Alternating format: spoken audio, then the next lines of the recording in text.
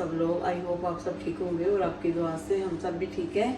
अभी मैं बनाने लगी हूँ अचार गोश्त और साथ में मैं बनाऊंगी दही बड़े। अचार गोश्त बनाऊंगी, यही हम लोग इफ्तारी आज करेंगे। दही बड़े भी खाएंगे, साथ में रूह अफ़ज़ा शरबत बनाएंगे, वही लाल शरबत।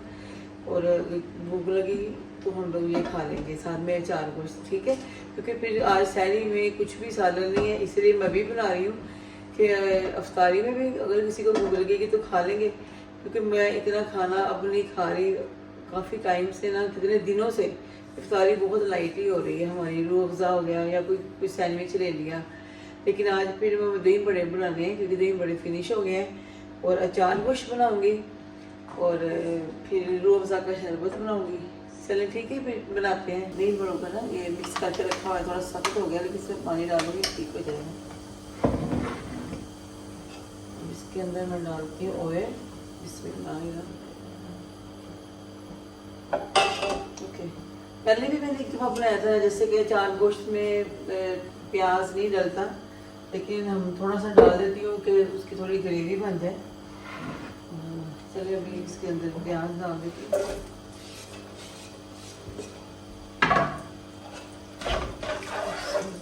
मैं अनियन फ्राई करूँगी, थोड़ा सा शैलो फ्राई करके, और उसके बाद मैं चिकन डाल दूँगी तो थोड़ा सा कलर चेंज होएगा। मैंने ऑलरेडी सब कुछ काट के रखा हुआ है, धनिया, हरी मिर्चें, वो ग्रीन चिली आपको पता है ना, लेमन डाल के उसमें थोड़ा सा मसाला भरते हैं। मैं नहीं करती इसलिए क्योंकि फिर वो ऐसे कोई ग्रीन चिली खाता नहीं, तो फिर मसाला मैं फिर वो सारी ग्रीन चिली ऐसी ही पड़ी रहती है, इसलिए मैं सारा एक ही दफ़ा डाल देती हूँ, फिर आराम से हो जाएगी। इधर मैं इसलिए सीधा रख दी कि मुझे बार बार उधर जाना पड़ेगा, थोड़ी आसानी हो जाती है। ये मैक्रो एक बार कुछ सॉल्ट करूँगी इस तरफ, ये स्पेस बन जाए ना मेरे लिए। इसमें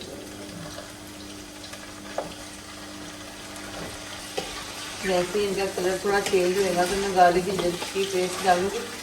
काफ़ी टाइम हो गया मैंने अचार गोश्त बना के दिखाया था पहले भी, तो ये तो बनता ही रहता है घर पे ना।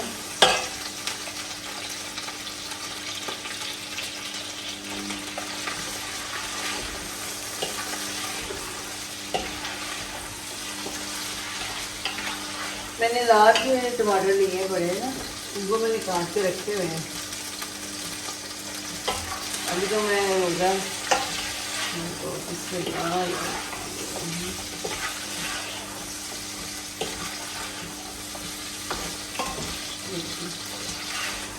अभी भी इसका कलर ऐसे ही है। अच्छा, ये वाले चिकन के पीस ठीक है, देखो ना उसका ये लाइक पीस चाहिए, चिकन भी ठीक है, वरना तो एक छोटे से चिकन का क्या अचार गोश्त बनेगा। 2 बेबी चिकन होए तो पीस सही रहता है अगर स्मॉल वाले पीस हों। कल मैंने जो पास्ता बनाया था, पास्ता इतना टेस्टी बना था और बस थोड़ा सा ही बच गया था, वो भी मेरे हस्बैंड का रो रहा था, उसको लेके जाना था काम पे, साथ ही लगे देखे।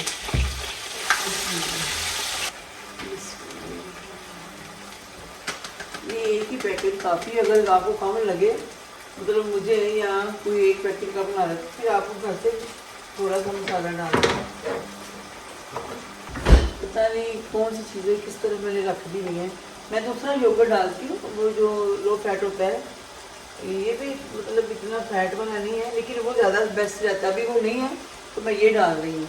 मुझे मतलब 1 पाउंड के पहले तो 3 मिलते थे, नहीं 4, अभी तो पता नहीं, अभी तो बहुत महंगा हो गया। बस मैं इसको 3-4 टेबल स्पून डाल दूँगी बस। ना छोड़ना, ऑयल भी कम।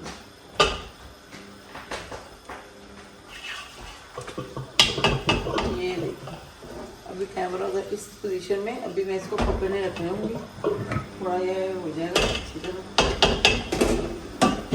वो हमेशा से शान का लेके आते ना फ्राई करने के लिए, वो शान का मसाला दही बड़ों का, ये डिफरेंट है। चलो मैं डाल देती हूँ फिर ना दीजिए।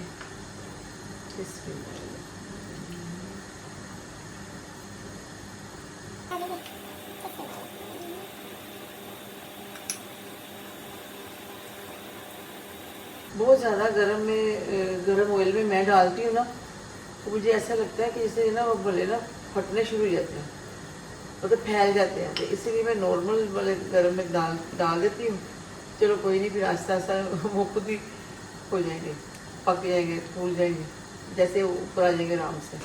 ये जाते जाते रोजे खूब लग रहे हैं सबको। मैं जिससे भी बात कर रही हूँ वो भी कह रहे हैं रोजे लग रहे हैं। तो पाकिस्तान में तो बहुत ज़्यादा गर्मी हो गई है, वो उनको तो बहुत रोजे लग रहे हैं। बच्चे भी रख रहे हैं सारे, बहुत प्यास। कल तो मैंने घर बात कर रही थी शॉपिंग देखने के लिए कि क्या चीज़ें लेके आए हैं बच्चे। तो वो कह रहे थे कि हमारी हालत बुरी हो गई, मतलब हम रोज़े में चले गए ना वो लोग। अब इसको जब फ्राई हो जाएंगे, एक तो जैसे टूट गया, तो फिर मैं उस तरफ इस फ्राई बंद कर दूँगी ना। ये भले मेरे फ्राई हो गए हैं, नहीं बड़े मैंने भले फ्राई कर रही थी ना तो वीडियो बंद हो गई थी। अभी भले भी फ्राई हो गए हैं, और अभी चिकन अभी मैं इसको बाद में बनाऊँगी। अभी ये देखें चिकन भी कितना अच्छा भून गया, और अभी बस इसको 5 मिनट और 10 मिनट भूनूँगी। तो बाद में मैं ये देखिए मैं भी ना डाल ही देती हूँ साथ ही ना, ये मैं हरी मिर्च डाल रही हूँ, और ये अदरक धनिया भी मैं हम लोग ज़्यादा ही खाते हैं, थोड़ा ज़्यादा इसलिए डाल रही हूँ कि अच्छा लगता है। और बाद में मैं क्योंकि हरी मिर्चों के अंदर अगर मैं भरूँगी ना मसाला, तो साथ में लेमन जूस, लेमन भी मतलब नींबू का रस भी करते हैं, लेकिन मैं इसको ना ऊपर से लेमन डाल देती होती हूँ, ज़्यादा नहीं, चलो 2-3 टेबल स्पून के हिसाब से। अभी इसको 5-10 मिनट लगेंगे, उसके बाद इसकी बुनाई होएगी तो ये हो जाएगा। अभी देखिए ये रूबसा भी बन गया है, और ये मैंने रेडी कर दिया। अब मैं इसको रखूँगी फ्रिज में, कम से कम 10-15 मिनट फ्रिज में रहे, थोड़ा ठंडा हो जाएगा। ये है इसकी अब फाइनल लुक हो गई है, ये रेडी हो गया है। तो ठीक है, अब मेरा खाना भी रेडी।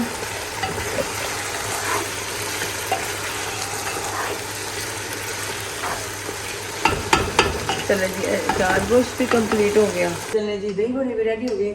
इसमें मैंने बूंदी भी डाल दी है, और पुदीने की चटनी भी डाली है योगर्ट के साथ, और अचार गोश्त भी रेडी हो गया है जैसे कि आपने देखा था।